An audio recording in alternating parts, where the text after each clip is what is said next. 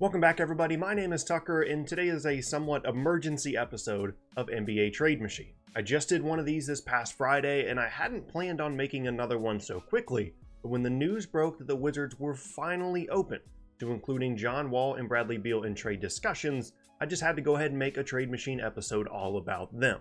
Unfortunately for the Wizards, the man that will be leading them through this potential rebuild is Ernie Grunfeld, a GM whose record, both in terms of wins and personnel moves, make you really question why he still has a job with the team.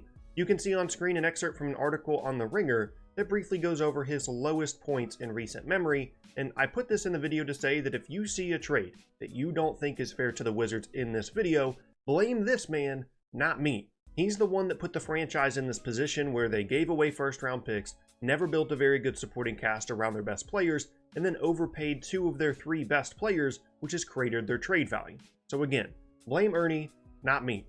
Now on to the actual trades, and let's begin with John Wall, who I've already labeled in the past as potentially the most untradeable player in the league at the moment, which is a strange thing to say about a player that made third-team All-NBA in 2017. But that's actually a big reason why he is so difficult to move.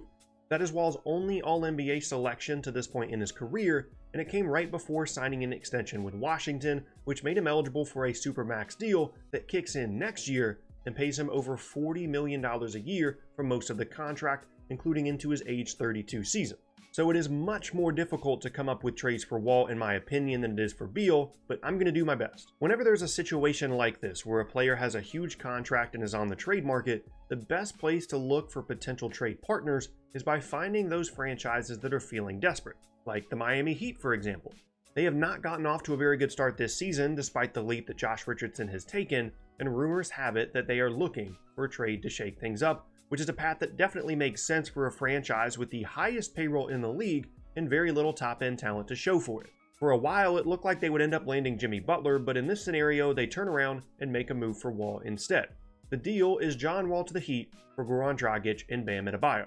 Let's begin with looking at this from the Wizards' perspective. If I'm them and I get this offer, I take it in a heartbeat. They aren't on track to win many games this year anyway, so the difference in on-court talent this year shouldn't be much of a concern, and they get a huge amount of long-term cap relief, plus a promising young big that, ironically, fits the mold at the 5 spot that Wall has asked for in past comments to the Washington media. Dragic is making around $18 million this year and a little more than that on a player option for next season, but after that he's off the books for good, a full 3 seasons before Wall's Supermax deal expires, which represents a huge amount of salary cap relief in the long term. And then, whether they keep Beal or Porter or not, Adebayo is still on his rookie deal through 2021, which gives them time to not only shed more salaries and bring in young talent, but also evaluate how he fits into the long-term future of the team. For the Heat, this is a much bigger risk than it appears to be at first. Dragic was an all-star last year, albeit as an injury replacement, and bringing in a personality that is as explosive as Wall's, combined with someone like Hassan Whiteside, could certainly cause some issues. I mean, I know they have this mystic Heat culture that wouldn't allow for Wall's previous antics from his time in Washington, but it would still be a concern for me if I was trading for him. Adebayo is a nice young piece to have to give up for Wall as well, but if they can gel together and Wall stays healthy, he provides them a boost in on-ball playmaking that they desperately need at the moment. He would also bring that big contract with him and would limit their flexibility moving forward, but with each passing year, it gets a bit easier to move some of their bigger contracts and once again be the big free agency destination that we've come to expect from them. They have incentive to go all in here as well, as their options for improvement outside of a trade are pretty limited, and Wall is one of the few stars that is legitimately available at the moment, not to mention that they owe their 2021 first-round pick to the Sixers. All in all, there is some risk for both sides, but this could be a win-win and is one of the few realistic landing spots for Wall. The second trade I have for Wall is one that I would not recommend for reasons that I'll get into later, but that doesn't mean I can't still see it happening, and it involves the Phoenix Suns. The trade is John Wall to Phoenix for TJ Warren, Dragan Bender, and Milwaukee's 2019 first-round pick that is currently held by the Suns. First, let me talk about the positives for each side, and then I'll talk about why I would not do this if I was the Suns.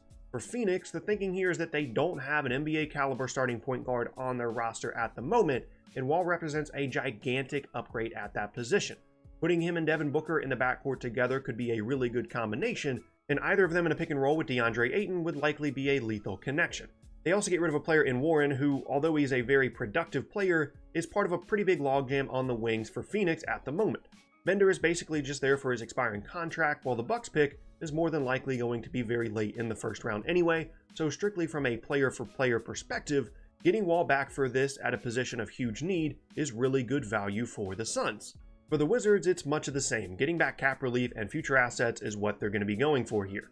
Warren is a good scoring wing on a team-friendly contract through 2022 that either keeps him with the team long-term or is a very tradable asset down the road, and while Bender is mostly there as an expiring contract, as I said, he could still make good on some of that potential that made him such a high draft pick and become an asset to the Wizards as well, while the Bucks pick at least gives them some extra draft capital. Getting out from under the long-term effects of Wall's contract is a bonus as well, and having Warren makes it easier to fill the void at the 3 left by a potential Otto Porter trade without having to move Kelly Oubre into that spot and potentially have to pay big money to keep him this summer. But now let me get to the part where I shout from the rooftops for Phoenix to not make this deal or any John Wall trade in general. Let me start with this. If you're a Suns fan, do you really want to be paying over $70 million a year for a backcourt of Devin Booker and John Wall? Don't get me wrong, Booker is a really good young player, but we've already seen this combination of Wall and a similar two-guard to Booker in Bradley Beal in Washington, and they barely made any noise in the weaker Eastern Conference. So why would you want to clog up considerable cap space with Wall's awful contract? Their ability to improve via free agency would be significantly handicapped, which is the kind of move you make if you're a team that is close to rising into the upper tier of the conference, not a team that hasn't won 25 games in any of the last 3 seasons and might not break that mark this year either. Just stay the course, build through the draft and around Booker and Ayton. Don't make a dumb move like this, please. And now it's time to move on to the much better trade piece, and as a result, a player that is much easier to come up with potential deals for, Bradley Beal. A really quick note, teams like the Lakers, Knicks, and Nets are not included in this section because I would be beyond shocked if they made a move for Beal or any other player that commits them to any kind of long-term salary. They are still prioritizing having cap space for this coming summer, and if they trade for a star like this, it'll be after they use their max contract space, not before. Speaking of that, there is one team that could use their cap space to absorb some of Beal's contract in the hopes that he is the final piece to their puzzle as contenders, the Philadelphia 76ers. At first glance, it might seem like they don't have any assets left to trade after the Jimmy Butler deal, but I think given where the Wizards are right now, Philly has a package that could interest them in a Beal trade. Here's what I have in mind. Markelle Fultz, Wilson Chandler, and Zhaire Smith, plus that 2021 Heat pick for Bradley Beal. For the Sixers, the motivation here is obvious. They just went all in to get Jimmy Butler, and although they could clear out some space by dumping Fultz's salary and creating near max cap space for the summer of 2019, that free agency class is looking increasingly limited.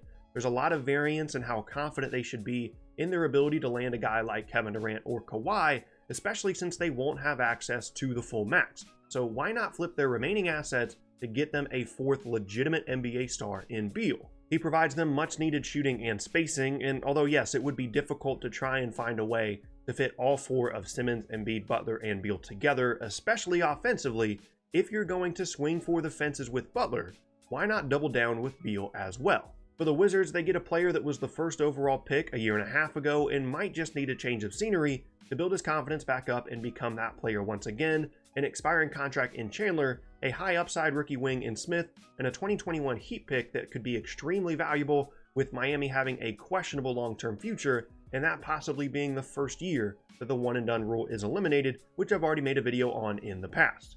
Although dumping Beal's salary isn't as big of a deal as it is in Wall trades because he's on a much more team-friendly deal and he's younger, it is still a positive. And now on to the second Beal trade and the last one of this video, and this has a huge disclaimer that this is the least likely of the entire video, and that is a potential Beal trade to the Houston Rockets. The thinking here is that if they were willing to throw some huge offers at the Timberwolves for Jimmy Butler, why wouldn't they do the same for Beal? He isn't the same defensive player that Butler is, but his shooting ability would fit right in for the Rockets. And there are 2 versions of this. First, they could use that same structure that I've talked about in the past, where they send Marquise Chris, Brandon Knight, and Nene's expiring contracts to the Wizards, plus however many picks it would take to get the deal done, remembering that they offered 4 alternating firsts to Minnesota in exchange for Beal. This is much more vague than I normally would be in these kinds of videos, but that's only because people's opinions on how many picks Beal would be worth is going to vary a lot. The other option would be to put in Eric Gordon in replacement of Knight if the Wizards wanted more current on-court value in return, plus however many picks it would take to make the deal work. Again, this is an unlikely option, but still one that I find interesting to talk about. I mentioned the Rockets as a potential landing spot for Otto Porter as well, and even though they've started to figure it out and turn things around recently, their willingness to include so many picks for Butler, in my mind, makes them a pretty constant potential trade partner for really any bigger name on the trade market. For the Wizards, the big draw in these trades would obviously be the future first-round picks, but if I was them, I would probably take the Sixers deal instead, simply because Beal is still young, so those picks aren't as valuable to them with him on the Rockets roster than they would have been to the Timberwolves, given Butler's age and the possibility of him falling off and making those picks much higher selections than you might expect. But in the end, just to summarize, I don't think Beal is going to go to a team like the Nets or Lakers or Knicks that have 2019 cap space if he is traded. I would expect him to go to a team like the Rockets or Sixers that are looking to go all in for a potential title either this year or next. And that is going to be the end of today's NBA Trade Machine video, and I thank you all very much for watching. Once again, my name is Tucker. If you missed any of my previous videos, then be sure to check out the boxes on screen. Thanks again, and I'll see you all next time.